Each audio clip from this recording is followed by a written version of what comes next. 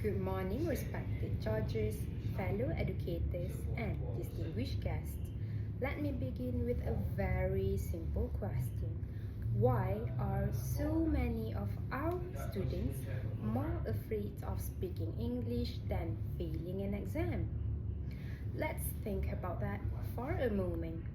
We ask questions, we encourage participation, we say, don't be shy, and yet the room remains silent.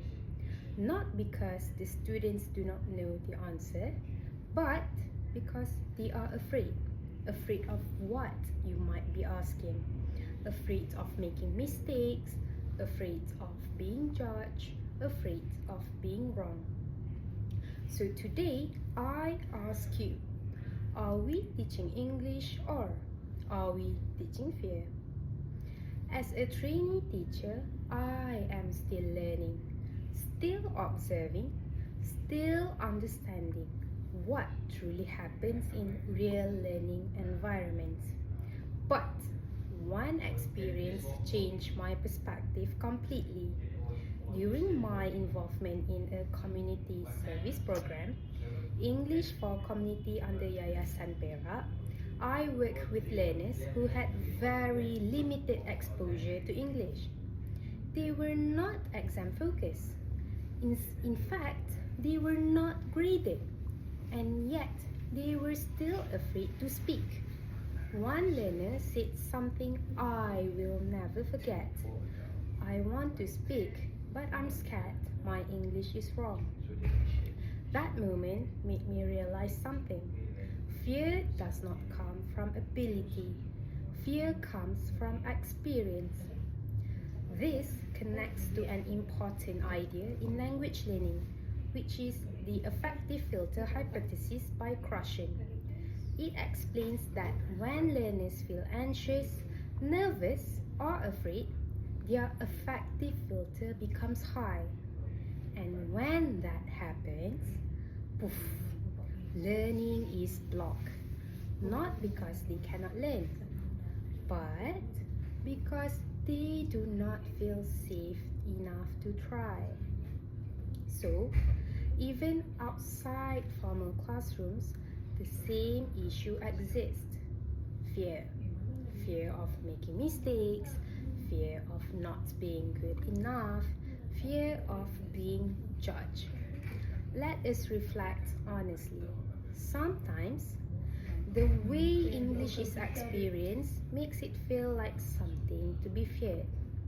Too much focus on correctness, on grammar, he goes instead of he go, too much fear of being wrong, and too little space to try. And slowly, silence becomes a safer choice. But language is not meant to be perfect. Language is meant to be used. Messy, imperfect, just human. When a learner says he go to school yesterday, we should not only see the mistake. We should see the courage, because speaking, even imperfectly, is already a step forward. Krushen also introduced the idea of comprehensible input, that learners acquire language best when they understand what they hear in a comfortable and supportive environment. And this is the key. Not just what we teach, but how learners feel when they are learning. During the program, I tried something very simple. Instead of correcting immediately, I listened. Instead of focusing on errors, I encourage participation. We use simple conversations, role play, storytelling, and slowly something changed. The learners began to speak, not perfectly, but more confidently.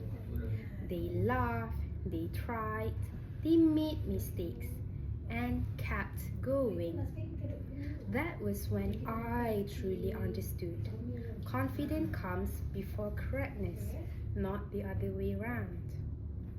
And perhaps this is where we, as educators, need to rethink what success really looks like. Is success only measured by perfect grammar, by test scores, by how many mistakes a learner avoids? Or is success also measured by something less visible? A student raising their hand for the very first time. A quiet learner volunteering an answer. A child finding the confidence to speak despite uncertainty. Because sometimes the biggest achievement in language learning, especially English, is not producing a perfect sentence. It is about having the courage to say something at all. As future educators, we have tremendous influence over how learners experience English. Our words matter. Our reactions matter. The classroom atmosphere we create matters. A single laugh at a mistake can discourage a learner for weeks, but a single moment of encouragement can inspire a learner for years. When learners know that mistakes are a part of learning, they become willing to take risk. And language learning requires risk. No one learns a language without making mistakes. Not children, not toddlers, not adults, and not even teachers. Every fluent speaker today was once a beginner who struggled to find the right words, including me myself. The difference is that somewhere along the way, I was given permission and opportunity to keep trying based on my environment, being surrounded by people who is not very judgmental, who are able to communicate with me freely using English and not focusing on grammars. And perhaps that is one of the most important things a teacher can offer. Not perfection, but opportunity and permission. Permission to speak, permission to make mistakes, permission to learn. So the question is, what kind of learning environment are we creating today? One where learners feel judged, or one where they feel safe to try?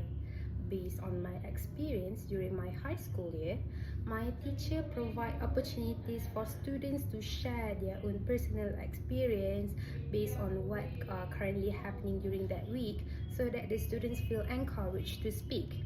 And as a trainee teacher, I may still be learning the craft of teaching, but I am certain of this: if learners are afraid, they will remain silent. And if they remain silent, they cannot learn to speak. So perhaps the real question is not why are the students not speaking, but rather, if students don't speak, what needs to change? Because language learning is not just about accuracy. It is about courage, the courage to try, the courage to make mistakes, the courage to be heard. So, the next time a learner hesitates, the next time they struggle, the next time they make a mistake, pause. Take a breath and ask yourself, are we correcting a mistake, or are we silencing a voice? Let us now stop teaching fear and start creating spaces where learners feel safe to speak. Because when a learner finds their voice, they do not just learn a language, they discover their confidence, they discover their identity, they discover their future. Thank you.